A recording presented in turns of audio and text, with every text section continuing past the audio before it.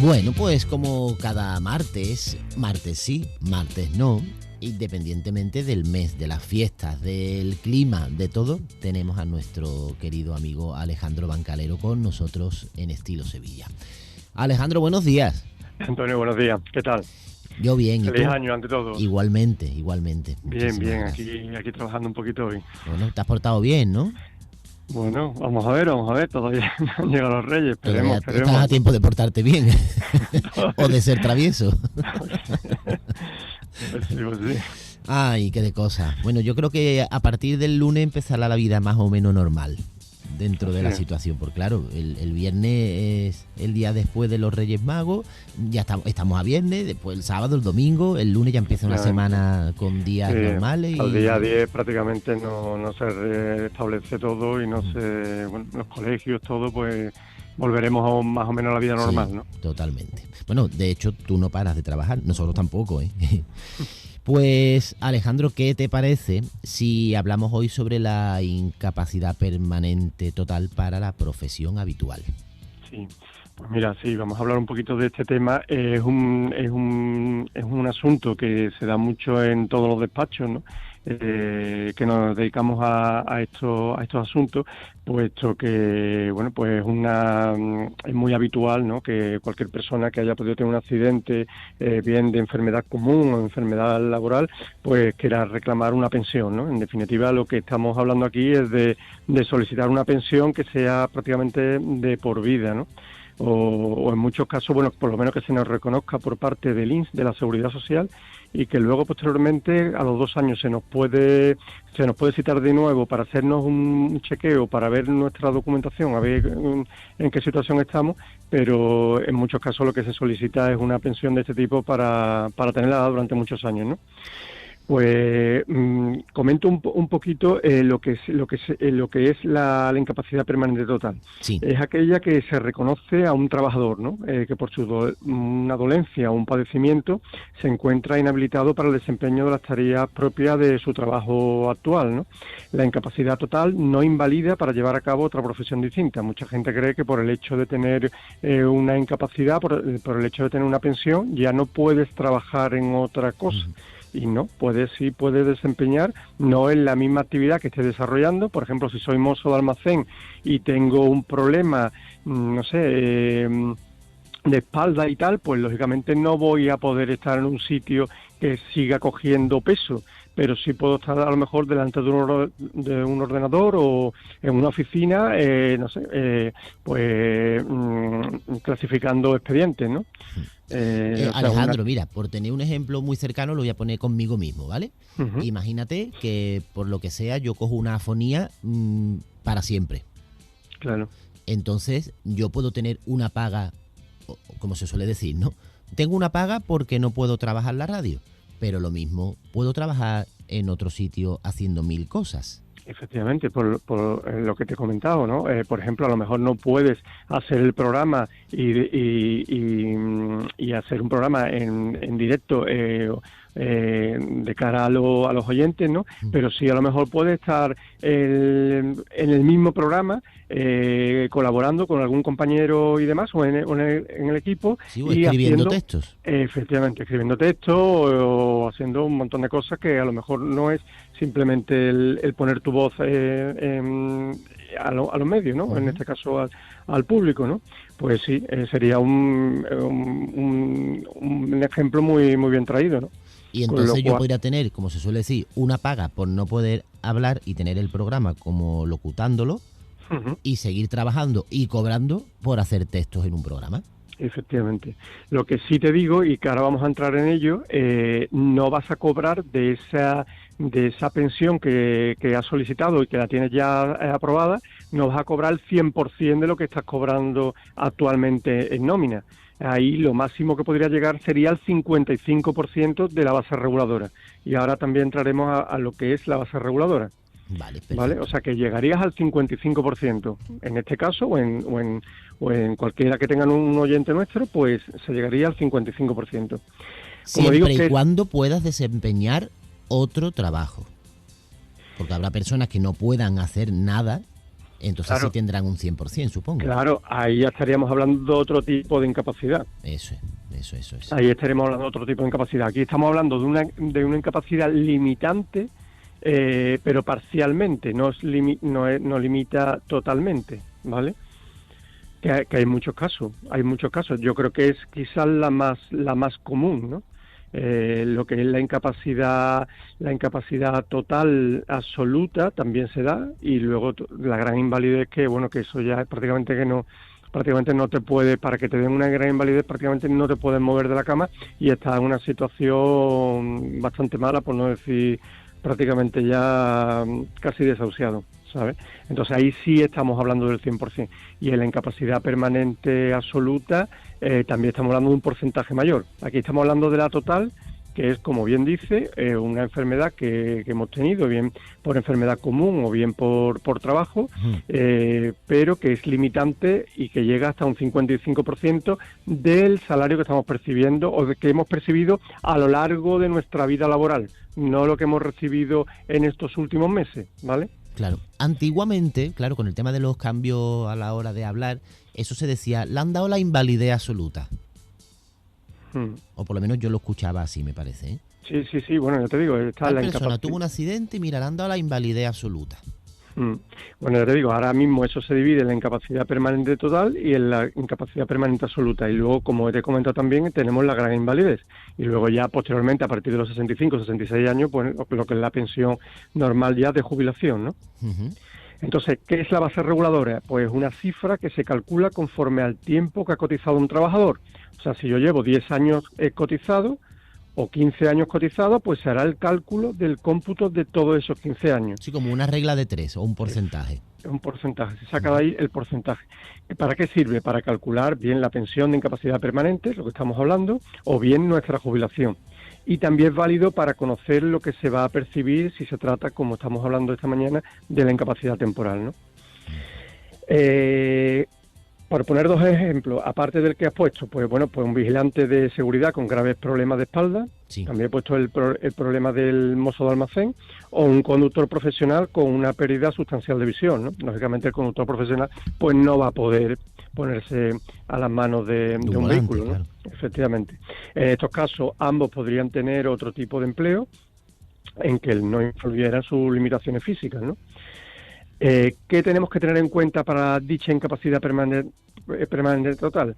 Hay varios conceptos a tener en cuenta, como sería lo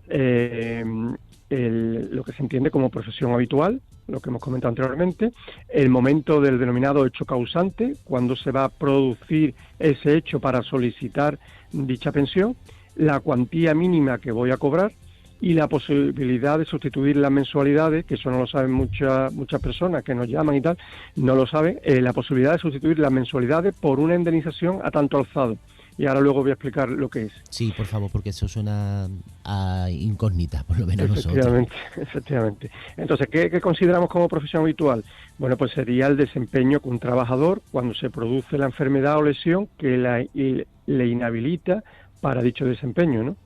La normativa de la incapacidad permanente total para la profesión habitual se establece que debido a un accidente, sea o no laboral, el término de trabajo habitual se centra en las tareas que estaba ejecutando el trabajador en el momento de sufrirlo.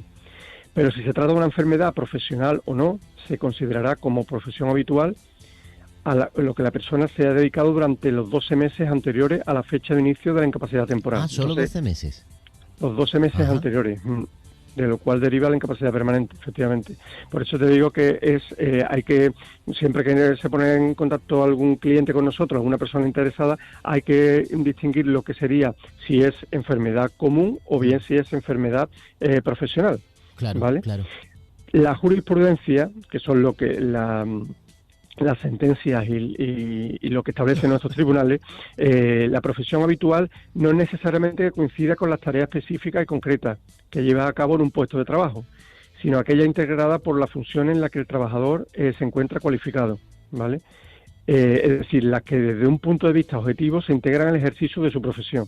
Por ejemplo, lo que he comentado antes del mozo de almacén, o lo que tú has comentado también como periodista, ¿no? Al tener un programa de radio. ¿Qué es el hecho causante, la incapacidad total? El hecho causante de dicha prestación es la fecha a partir de la cual la incapacidad tiene efectos, ¿vale? O sea, si la pensión de incapacidad permanente total se reconoce tras haber extinguido la incapacidad temporal, ¿vale? La fecha del hecho causante será la finalización de la baja médica.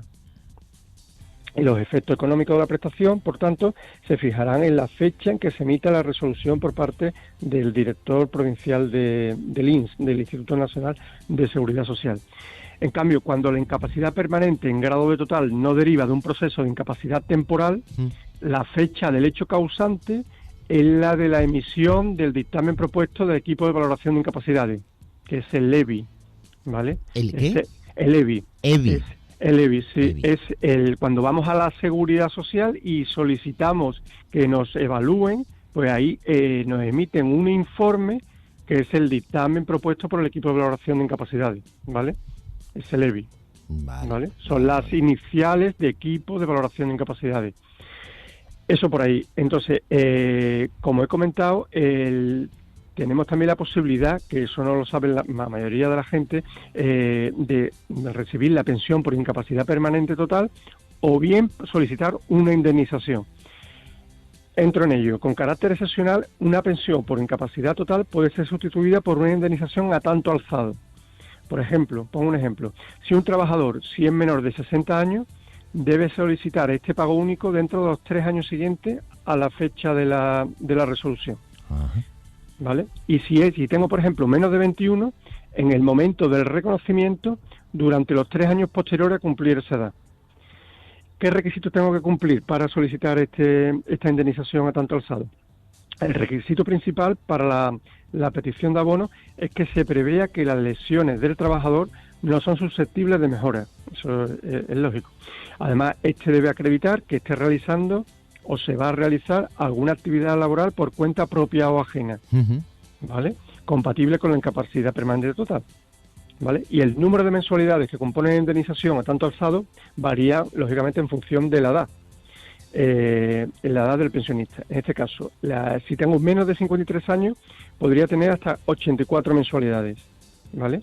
O sea, cuota hasta 84. Y si tengo, por ejemplo, 59, podría llegar hasta 12. Bueno, por cierto, a todos los oyentes que nos estén escuchando, que Alejandro nos lo comenta, ¿no? Que no hace falta que los retengamos todos en la cabeza, porque para eso también están ellos, para ayudarnos después, pero que haces muy bien en documentarnos, exacto. Efectivamente, yo doy unos datos, pero lógicamente eso entrar dentro de un tema y es mucho más farragoso, mucho más... Y cada caso es un mundo y cada mundo es un caso. Efectivamente, te pongo otro ejemplo, la pensión mínima de incapacidad en este año que hemos terminado, 2021, pues una persona con 65 años, las cuantías mensuales sería con cónyuge a cargo, que por cierto que el cónyuge no reciba nada, pues estaríamos hablando de 851 euros mensuales, la media. Sin cónyuge, la unidad familiar unipersonal sería de 689,70 euros mes, y con cónyuge no a cargo, o sea, tengo cónyuge, pero mi mujer o mi pareja y tal está trabajando, estamos hablando de 654,60. Eso ha sido en el 2021. Ahora veremos, ahora en próximos días, bueno, pues veremos cómo... Claro, que todo eso puede ir basculando según los años. Efectivamente, el 2022, efectivamente. Eso es, ya te digo, conforme a 65 años, pero si entro, por ejemplo, en 60 años, pues lógicamente va a bajar, ¿vale? Va a bajar. Por ejemplo, un señor de 60 años, de 60 a 64 años, con cónyuge a cargo, este año pasado ha estado regulado la cuantía mensual en casi 800 euros. Yo te he comentado anteriormente, concretamente en 797,90. Yo te he comentado anteriormente que con 65 años y con cónyuge a cargo estamos hablando de 851. Pues alrededor de unos 53, 54 euros más a favor de la persona con más edad, ¿vale? Requisitos de la incapacidad permanente total. Bueno, los requisitos generales es tener menos de 65 años de edad o haber llegado a esa edad, siendo la causa de incapacidad una contingencia común. Pero no tener los requisitos para poder acceder a la jubilación contributiva, o sea que todavía no he llegado a los 65, 66, en muchos casos 66 años y 2 meses, que creo que creo recordar que está este año ya. En caso de enfermedad común, En la incapacidad permanente total se añaden requisitos de cotización si la invalidez ha sido causada por una enfermedad común, ¿vale? Ejemplo, un trabajador de 28 años ha cotizado 8 años. Eso quiere decir que ha estado de los 20 a los... Bueno, no tiene por qué. Ha estado trabajando, por ejemplo, de los 16 hasta los 28 años, ¿no? Claro, porque a lo mejor ha estado un año en paro o estudiando o lo que sea. Efectivamente. Vale. Entonces, ha cotizado 8 años. Por lo tanto, sí sería, se le podría dar beneficiario de esa incapacidad total por enfermedad al tener cotizado 4 años, un tercio de ese periodo, ¿vale? Dado que el trabajador ha cotizado más de 8 años, o sea, que ha cotizado más tiempo, en este caso 8 años, cumple efectivamente el requisito de cotización. Otro ejemplo, una persona de 40 años ha cotizado 15. Entre los 20 y los 40 años han transcurrido, por lo tanto, 20 años. De manera que el trabajador ha de tener cotizado 5 años. Un cuarto de esos 20, lo que he comentado anteriormente, un cuarto. Como ha cotizado 15 años, ¿vale? Pues también entraría dentro de ese requisito que ha cumplido como mínimo esos 5 años, que en este caso particular, como tú bien dices anteriormente, cada caso es un mundo. Bueno, pues en este caso de este chico de 40 años también tendría derecho a esta pensión de incapacidad, ¿no? ¿Cuánto se cobra por la incapacidad permanente total? Que también anteriormente le hemos comentado, pues se llegaría hasta el 55%, Antonio, de la base reguladora. Dicho cálculo variará dependiendo si de la dolencia proviene de contingencias comunes, como comentaba anteriormente, de enfermedad común o accidente no laboral, o de contingencias profesionales, de accidente de trabajo o enfermedad profesional, ¿vale? Para todo esto, tanto enfermedad común como accidente no laboral, como accidente de trabajo o enfermedad profesional, tienen una regla independiente, que no voy a entrar en ello porque si no vamos a... son una serie de tablitas que hay que hacer, unas tienen 24 meses, la otra tiene hasta 12, en fin. Bueno, eso ya, en este caso, el profesional que lleve el asunto y tal, bueno, pues ellos saben perfectamente, o sabemos en este caso, si cuánto le correspondería, si es por enfermedad común, o bien por accidente no laboral, o si es por accidente de trabajo o enfermedad profesional, ¿no? La incapacidad, dime. Una pregunta, porque, claro, ahora mismo...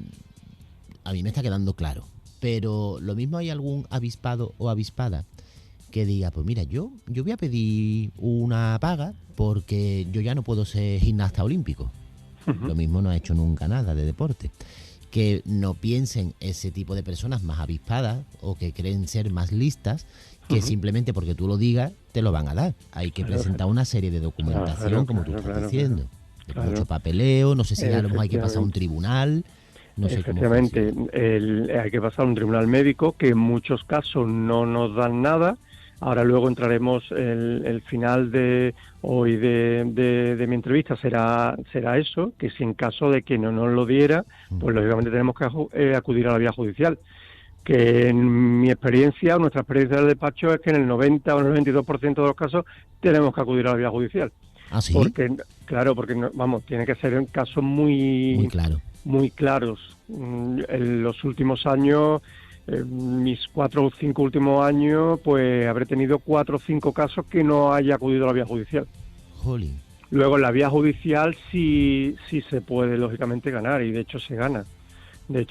Pero tienen que ser... Sí, pero es un parapeto más y un paso más para frenar este tipo de cosas. Date cuenta que, como te he comentado anteriormente, es un tema muy común que nos llega a los despachos y que hay gran avalancha. Si esto fuera, como tú bien dices, pues si se le diera prácticamente a todo el mundo, hay que presentar mucha documentación. Claro. Informes médicos, informes incluso de psicólogos, porque muchas veces la enfermedad no es una dolencia, sino que lo tenemos en nuestro interiormente o en nuestra mente y tal, o sea, con lo cual necesitamos de muchos informes médicos y de todo tipo, ¿no? De psicólogos, en muchos casos de muchos profesionales en los que intervienen.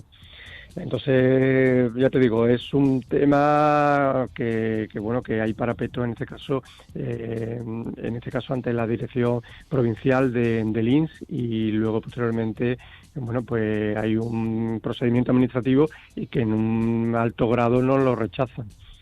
Ya es la persona que insista y acudiendo a un despacho de un profesional, en el despacho de un abogado y tal, pues sí lo puede conseguir.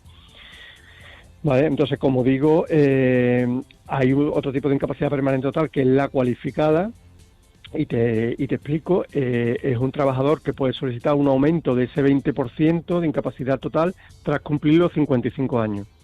¿Vale? O sea, si tenemos más de 55 años y estoy cobrando ese 55% de la incapacidad permanente total, yo puedo solicitar ese 20% más hasta que me llegue la edad de jubilación. ¿Y qué requisitos tiene esto? Siempre y cuando no desarrolle ninguna actividad laboral, ¿no? Que no sea titular de una explotación agraria, ni pesquera, ni marítima, o que tenga un establecimiento mercantil industrial. Si no tengo estos requisitos y estoy, por ejemplo, en casa tranquilamente y tal, pues puedo solicitar que se me aumente este 20% si tengo ya mayor de 55 años. Una pregunta, ¿Vale? porque, mira, vamos a poner un ejemplo que todo el mundo lo conoce. Imagínate que Amancio Ortega, Sí. conocido empresario de Inditex, Zara, etcétera, etcétera, Uh-huh. pues tiene el hombre, verás que no lo quiero, ¿no? Pero es un ejemplo, un accidente Uh-huh. y le queda una discapacidad en una pierna, con lo cual no puede andar bien. Sí. Independientemente de todo el patrimonio que uno pueda tener, Uh-huh. ¿puede optar a este tipo de situación? Bueno, date cuenta que este señor, por ejemplo, la mayoría de ese patrimonio que comentas y tal, lo tendrá en sociedades. Uh-huh. Estamos hablando aquí de personas físicas. Sí, pero él ¿Vale? tendrá una cuenta corriente bastante nada corriente, por Bueno, cierto. pero si yo he cotizado y demás, puedo solicitar. Vale. Hemos tenido aquí muchos casos de clientes de que estaban en buena posición económica Sí. y bueno, pero si han sido autónomos o si han sido trabajadores y bueno, pues le ha llegado este tema y tal, pues lógicamente lo pueden solicitar. Vale, o sea que una cosa Hablamos no de quita la personas otra. físicas, ¿no? Eso. Efectivamente. Salvo que en el caso de, como bien dice, del señor Amancio Ortega, creo que tiene más de 65 años, con lo cual entiendo que él estará cobrando ya una pensión de jubilación. Uh-huh. Pero bueno, que si tuviera 50 o que tuviera 30 también lo podría solicitar si tiene si él cree que puede tener esa dolencia o esa limitación que le pueda llevar con ese fin a poder conseguir una pensión de incapacidad, ¿no? Vale. Como te he comentado también bien anteriormente, se puede trabajar, como he comentado al inicio del programa, ¿se puede trabajar con una incapacidad total? Pues sí, es completamente compatible con un trabajo, no entra en conflicto con las enfermedades o lesiones que hayan causado la invalidez, ¿no? Debe tratarse de un empleo donde el trabajador no se vea perjudicado por sus limitaciones físicas o psíquicas, que hemos comentado anteriormente, y que sería posible compatibilizar una incapacidad permanente total y un trabajo a jornada completa, ¿no? Hay muchos beneficiarios de este grado que optan por un empleo a media jornada que complete su pensión, que es lo que hemos comentado anteriormente, ¿vale? Con respecto al tema de Hacienda, que siempre es importante y demás, ¿tengo que hacer declaración de la renta con una pensión de incapacidad permanente total?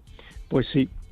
Si no vivimos en el País Vasco está excluido, pero el resto de españolitos estamos obligados, si residimos en España, a hacer declaración de la renta cuando se inicia el periodo de renta misma, ¿no? Uh-huh. Teniendo la consideración, por tanto, dicha pensión de un rendimiento del trabajo, con lo cual sí tenemos que hacer dicha declaración de la renta.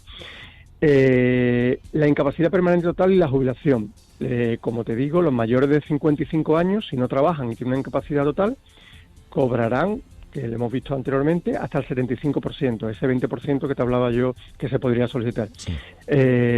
Por ello, no es aconsejable que soliciten la jubilación, ¿vale? Sobre todo si no han ejercido ninguna actividad laboral en los últimos 10 años, porque puede ser que por esta incapacidad, como tienen el 75, cobre incluso más que por la jubilación. Eso, lógicamente, como es de entender, habría que ver el caso concreto de la persona, ¿no?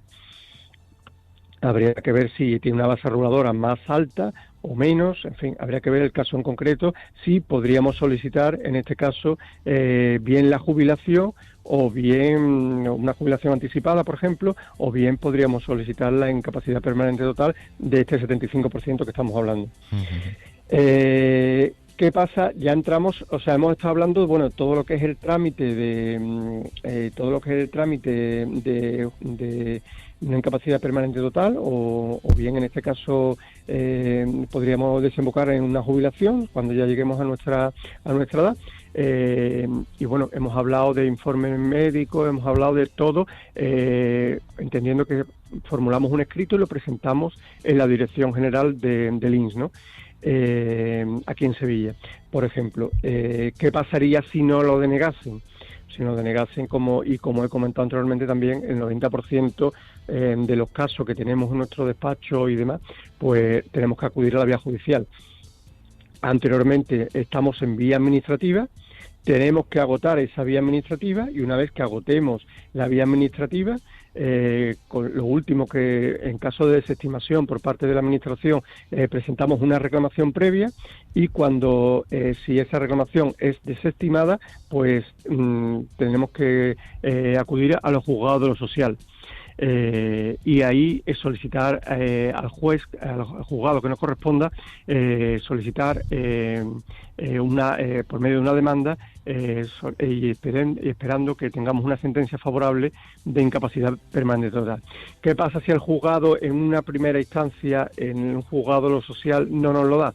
Bueno, pues tendremos que seguir recurriendo, en este caso, a la audiencia provincial de la provincia que nos encontremos, o que hayamos presentado dicha demanda, y podemos acabar, si también no lo desestimase, podemos acabar, en este caso, bueno, la audiencia no, sería el Tribunal Superior de Justicia, en este caso de la provincia en la que nos encontremos, o en este caso, si no lo desestimara, al Tribunal Supremo en Madrid, ¿vale? Ahí estamos hablando, lógicamente, de años.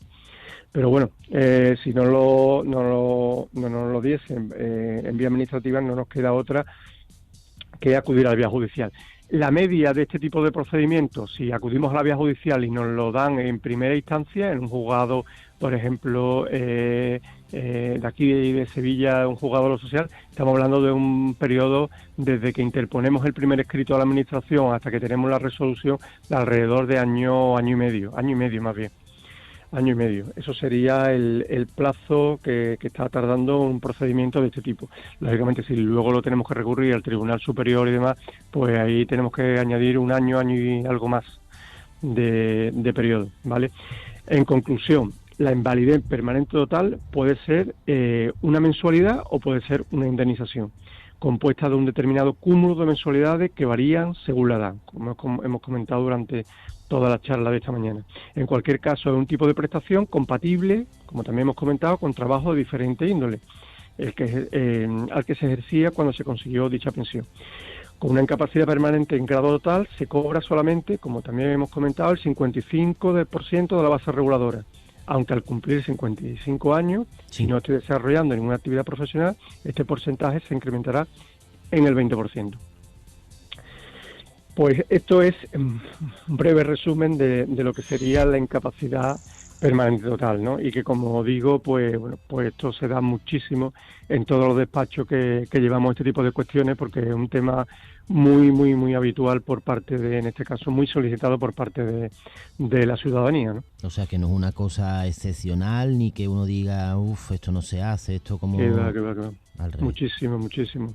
Tanto la pensión de jubilación, por supuesto, y tal, pero la incapacidad de una persona, bueno, que se siente que está mal o que no puede estar y que quiere solicitar una pensión, pues es un tema muy común en los despachos que llevamos temas de incapacidad y que llevamos temas también de derechos laborales, ¿no?